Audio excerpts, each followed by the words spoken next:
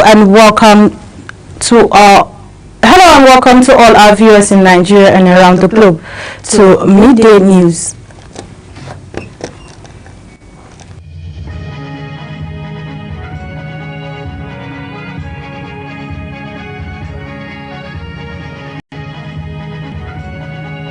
A quick reminder that Global Television is on DSTV channels 365 and the StarTimes channel 276. The Nigerian Senate is set to hold a special session in honor of late former President Muhammadu Buhari today, Wednesday. President of the Senate, Godswill Akpabio, says the tribute session will reflect on his legacy and contributions to national development following his recent demise. Recall that last week, the Federal Executive Council held a special session in honor of the late ex-president. Nigeria's House of Representatives has commended a recent decision by the United States government to reduce visa validity for Nigerian citizens. The House called the move a threat to diplomatic goodwill and mutual cooperation. Speaking on the floor, lawmakers emphasized that the new visa will risk undermining years of goodwill and sacrifice by both countries in promoting security, education, cultural exchange and democratic cooperation. Our National Assembly correspondent Anita Patrick reports. The House of Representatives has raised serious concerns over the United States' new visa policy, which reduces the validity of Nigerian non-immigrant visas from 5 years with multiple entries to just 3 months, single entry. In a motion of urgent public importance sponsored by Honorable Mahmoud Mukhtar and co-sponsored by 4 other lawmakers, the House described the policy shift as damaging to long-standing diplomatic and economic ties between both nations. Lawmakers warned that the abrupt policy change announced on July 8 could significantly disrupt business activities, academic pursuits, and family connections for thousands of Nigerians, and also threatening the country's $1 billion monthly diaspora remittances, an important economic lifeline. The House therefore mandated the Nigeria-US Parliamentary Friendship Group to officially communicate the House position to US lawmakers and relevant diplomatic channels. Resolves: 1. Condemn in strong terms the decision by the United States government to downgrade Nigeria visa status without due consideration of the historical, strategic, and people-centric ties between both nations. Urge the United States Embassy in Nigeria and the United States Department of State to rescind the new visa policy decision and restore 5-year multiple entry visa regime previously granted to Nigerian citizens in spirit of mutual respect, equity, and reciprocity. Citing decades of strategic partnership, shared democratic values, and legislative diplomacy, the House noted that Nigeria and the United States have consistently maintained robust bilateral cooperation, including the U.S.-Nigeria Parliamentary Friendship Group. The House, however, insists that immigration and security concerns must be addressed through cooperation, not punitive measures that affect millions of law-abiding Nigerians. In another development, the House of Representatives is stepping in to resolve a crisis threatening the future of over 300 dentistry students at the University of Calabar, Cross River State. The move is sequel to a motion of urgent public importance raised on the floor of the House as lawmakers expressed deep concern over the academic impasse facing the students. The motion, sponsored by House Minority Leader Kingsley Chinda and co-sponsored by Honorable Ahmed Jaha and others, highlighted the refusal by the Medical and Dental Council of Nigeria to induct graduates of the university's Faculty of Dentistry. This follows years of over-admission far beyond the council's approved quota of 10 students per year, a situation stemming from the faculty's provisional accreditation status. The House is now urging the Federal Ministry of Education, the National Universities Commission, and the Medical and Dental Council to audit the university's Faculty of Dentistry from admissions and staffing to infrastructure. The House resolved as follows. 1. To call on University of Calabar to immediately halt the punitive measures affecting students and work collaboratively with stakeholders to implement equitable remedial solutions such as first induction plans, catch-up models, or facilitated transfers to accredited faculties in consultation with affected students. It also called on the University of Calabar to halt punitive measures and adopt student-friendly solutions such as catch-up modules and phase inductions. The committees on tertiary education, health and youth development have been tasked to investigate and report back within 4 weeks for further legislative action. Anie Patrick, Global Television News.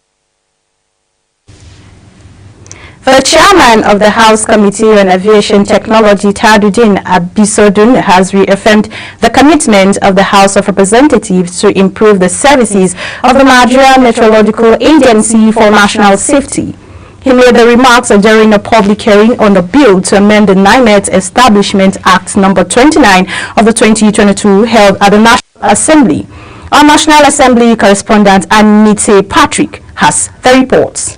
On Aviation Technology, Honorable Tajuddin Abisoddun says the step is to enhance the operations of the Nigerian Meteorological Agency (NIMET) as part of efforts to safeguard lives, particularly in the aviation and other critical sectors. Abisoddun explained that the proposed amendment, particularly to Section 13, Subsection 2, are aimed at boosting NIMET's capacity to deliver accurate and timely weather forecasts, warnings and advisories. He emphasized that reliable weather data is essential for safe flight operations and broader national planning. The proposed section to remove Section 15A focuses on the agency's responsibility to provide early warning system for severe weather events.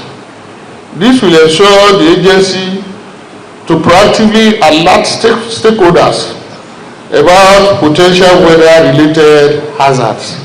Speaker of the House of Representatives, Honorable Tajuddin Abbas, represented by Deputy Chief Whip Honorable Ibrahim Isiaka, described the hearing as a reaffirmation of the House's dedication to accountability, efficiency and transparency. I want all of us to be apostles according to this change.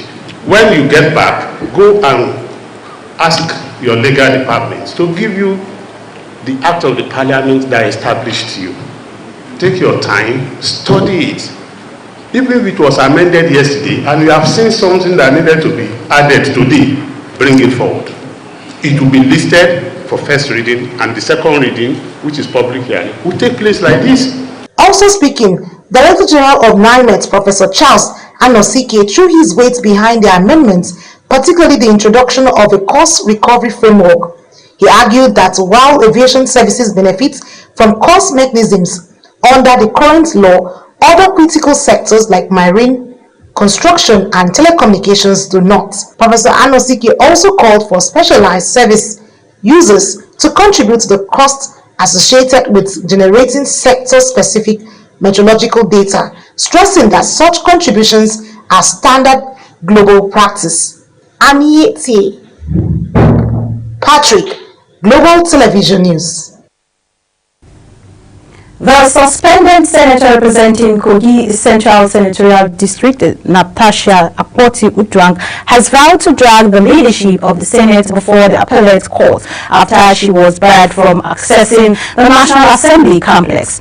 Femin Akpoti-Uduaghan told journalists that she will consult her legal team immediately to kickstart the process, stressing that it was a violation of the recent judgment calling for her reinstatement.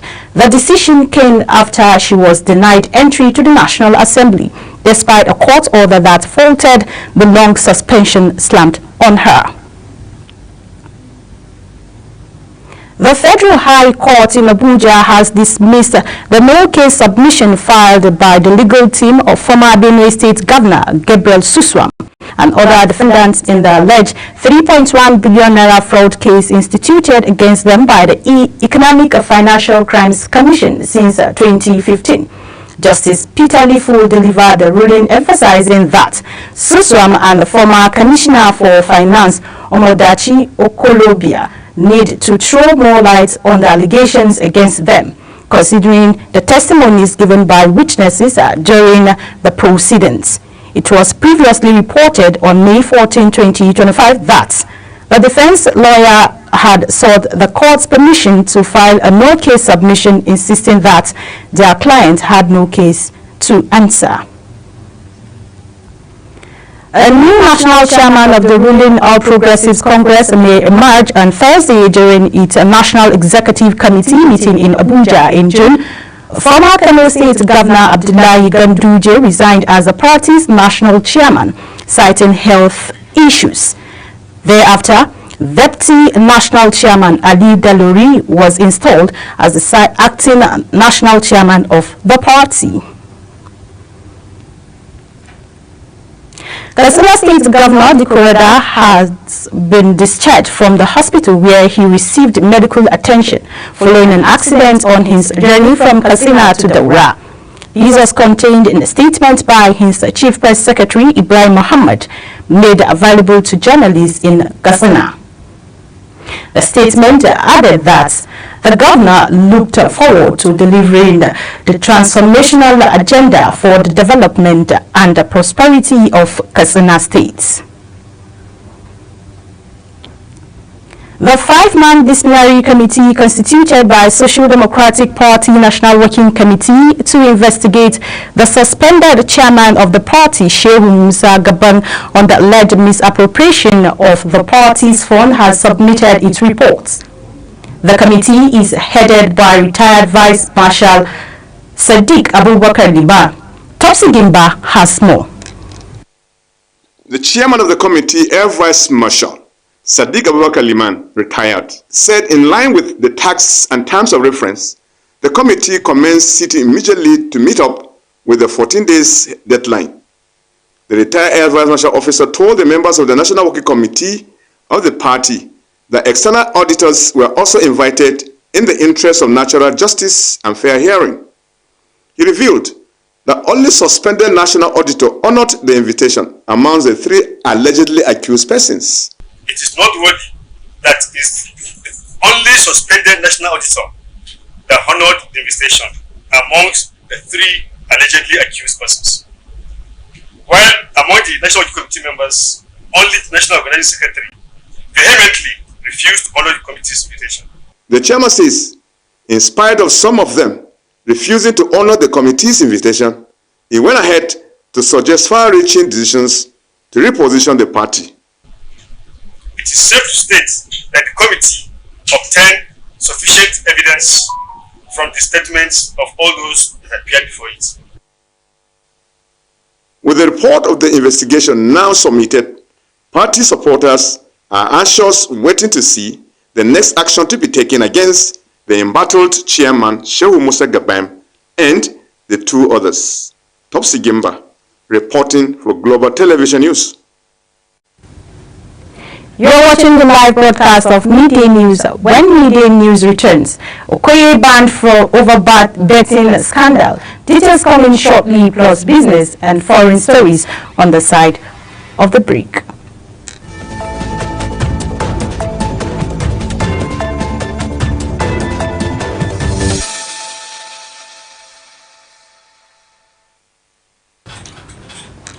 Welcome back. In business news, the Central Bank of Nigeria retained its benchmark interest rate and monetary policy rate at 27.5%, citing underlying pressure on prices of goods and services as well as continued global uncertainties. The Apex Bank also disclosed that 8 banks have so far met the new minimum capital requirements. The Governor of Central Bank of Nigeria, Olayemi Cardoso, disclosed this while briefing the press at the end of the 101 Monetary Policy Committee meeting in Abuja.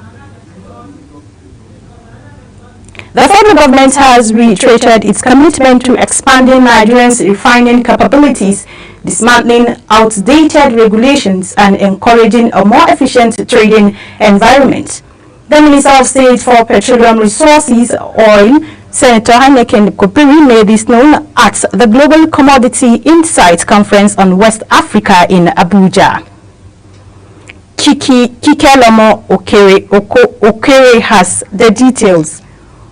Nigeria is intensifying its efforts to become the central hub of refining and petroleum trade in West Africa. This ambition took center stage as industry leaders and policymakers gather at the Global Commodity Insights Conference to deliberate on regional energy strategies, private investment and regulatory advancement. Delivering the keynote address, the Minister of State for Petroleum Resources, Senator Enikin Lokpobiri, outlined Nigerian target to supply more than half of West African energy demand and emerge as a key marketplace for refined petroleum products. Lokpobiri urged stakeholders not to be deterred by the global shift towards cleaner energy, emphasizing that fossil fuel remain vital to meeting Africa's short to medium-term energy needs. He noted that the government's retreat from the direct market participation has opened up space for private enterprises to thrive. As government, our own ambition is to grow this sector. Our own ambition is to support the private sector to grow this sector. Our own ambition is to partner with our neighbors from all over West Africa to make Nigeria the hub for energy trade. In his address, the Chief Executive Officer of the Nigerian National Petroleum Company Limited, Bashir Ojulari, and President Dangote Group, Aliko Dangote, underscores the urgency of building a self-reliant refining sector in Africa. They cited the contradiction of Africa being a major crude oil exporter while remaining dependent on imported refined products, a dynamic that threatens energy security and leads to financial losses. They therefore called for unified energy policies across African nations, greater investment and increased local ownership to retain value within the region and promote shared prosperity. Speaks to defining imperatives for our continent's future: energy self-determination, industrial integration, and shared prosperity. Africa should refine all the petroleum products it consumes right here on the soil of Africa. In his welcome remark, Chief Executive Officer of the Nigerian Midstream and Downstream Petroleum Regulatory Authority advocates for a regional pricing index that reflects West African unique economic and logistical landscape. Ahmed reveals that only 34% of refined fuel consumed in West Africa is produced locally, even though the region trades around 2 million metric tons of gasoline monthly. He highlighted Nigeria's strategic advantage with its deep sea port and update regulatory system, which position it to lead in regional petroleum trade. He also pointed to the collaboration with S&P Global Commodity Insights as a catalyst for transparent pricing, reliable data, and enhanced market efficiency. Regional pricing reference point will facilitate growth of trading petroleum products in the region, establishment of additional storage and supply infrastructure to accommodate the growing volume of trading activities in the region, real-time pricing data that is reflective of the peculiarities of the West African market fundamentals. Provides the perfect foundational platform for exploring the potential to develop a West African reference market for refined products. Other speakers at the conference echoed the call for stronger cooperation among government, regulators, and private stakeholders to build a robust, inclusive, and sustainable refining ecosystem across Africa. Kike Lomo Ukeri, Global Television News. The Securities and Exchange Commission says formalizing the trading of commodities and warehouse receipts in Nigeria could unlock as much as $500 billion in dormant agricultural and mineral assets. This would offer an opportunity for the country's capital markets and economy diversification. Its Director General of the organization, Dr. Omomitomi Agama, disclosed this during a national workshop organized by the Chartered Institute of Stockbrokers held in Abuja. And on the foreign scene, police in South Kivu province says as many as 500 miners are believed to be trapped following a series of landslides in Eastern Democratic Republic of Congo. A police spokesman said that 10 bodies have been recovered since the collapse in the remote areas. Volunteers are working to recover the remaining bodies and survivors. More than 100 aid agencies warn that mass starvation is spreading across Gaza, accusing Israel of not allowing food in Gaza to be distributed. The agency's statement says that they are waiting their own colleagues and partners waste away before their eyes. The Hamas-run health minister in Gaza says 33 people had died of malnutrition in 48 hours. As the humanitarian crisis deepens in Gaza, the United Kingdom's Foreign Secretary David Lammy had issued a scathing condemnation of Israel's military conduct and humanitarian policies, calling for an immediate ceasefire. His comments come amid renewed international pressure following deadly strikes in the city of Bala. Mukhtar Qasim has the details. Now, since Israel's military campaign resumed in central Gaza, hundreds of civilians, many of them children, have been killed while attempting to access food and aid. The city of Dar al-Bala, now at the center of renewed strikes, has become a symbol of Gaza's worsening humanitarian catastrophe. In a strong worded statement before Parliament, United Kingdom Foreign Secretary David Lammy described the Israeli aid system as grotesque, warning that civilians are being deprived of human dignity. Mr. Deputy Speaker, the new Israeli aid system is inhumane, it's dangerous, and it deprives Gazans of human dignity.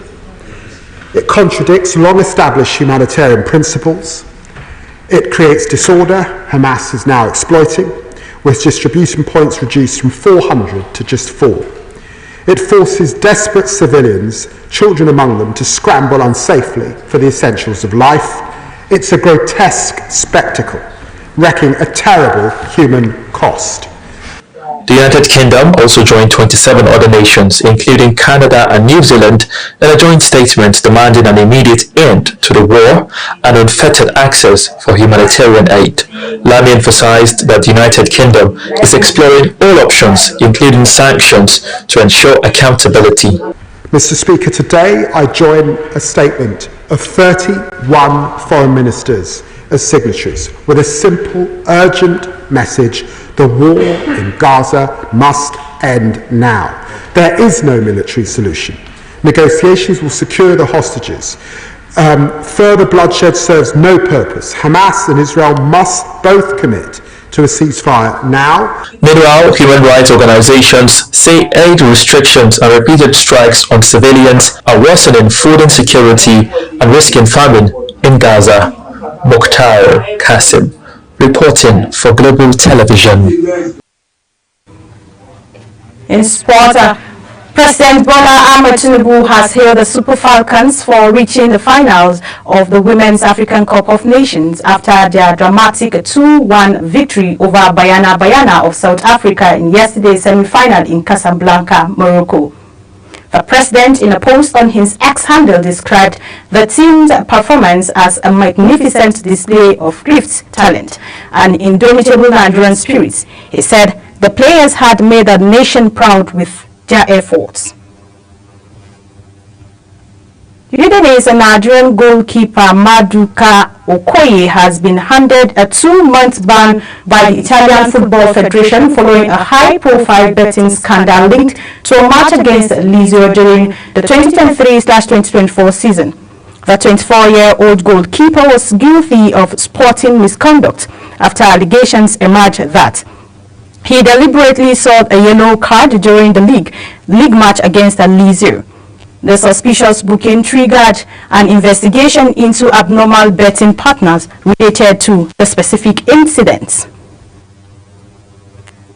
That's it on Global TV Midday News. A quick reminder that Global Television is on DSTV channel 365 and StarTimes channels 276. Kindly follow us across all social media platforms now showing on your screen using Global Television NG. I am Sadia Yakubu saying thank you for watching.